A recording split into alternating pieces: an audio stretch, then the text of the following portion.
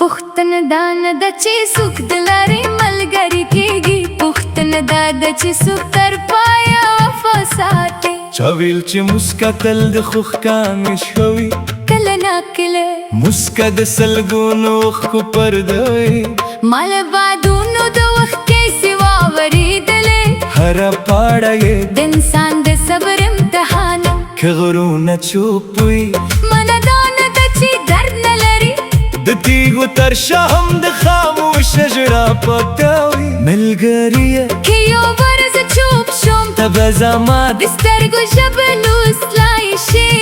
که د ماښام په تیارې کې مې نوم هېر شي ته به د رڼا په څېر زما لاره پیدا کړئ ما له سپوږمۍ وپوښتل تر ټولو ښکلی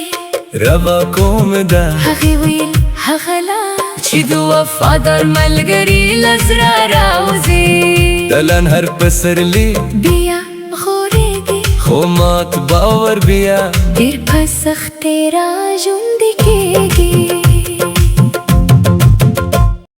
پوښتنه دا نه ده چې څوک د لارې ملګری کېږي پوښتنه دا ده چې څوک تر پایه وفا ساتي چا ویل چې مسکا تل د خوښ کامیش کوي کله نا کله مسکا د سلګونو اوښکو پرده وي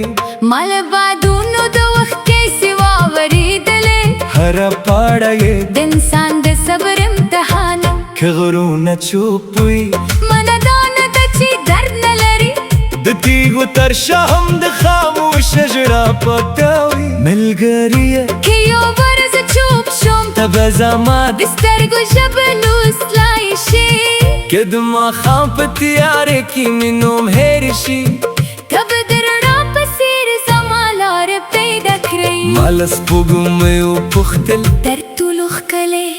روا کوم ده هغې ویل هغه لار چې د وفادار ملګري له زړه راوځي د لنهر پسرلی بیا غوړېږي خو مات باور بیا ډېر په سختۍ را ژوندی کېږي پوښتنه دا نه ده چې څوک د لارې ملګری کېږي پوښتنه دا ده چې څوک تر پایه وفا ساتي چا ویل چې مسکا تل د خوښ کامیش کوي کله ناتله مسکا د سلګونو اوښکو پرده وي مال بادونو د وخت کې سوا ورېدلې هره پاړه یې د انسان د صبر امتحان و که غرونه چوپ وي معنا دا نه ده چې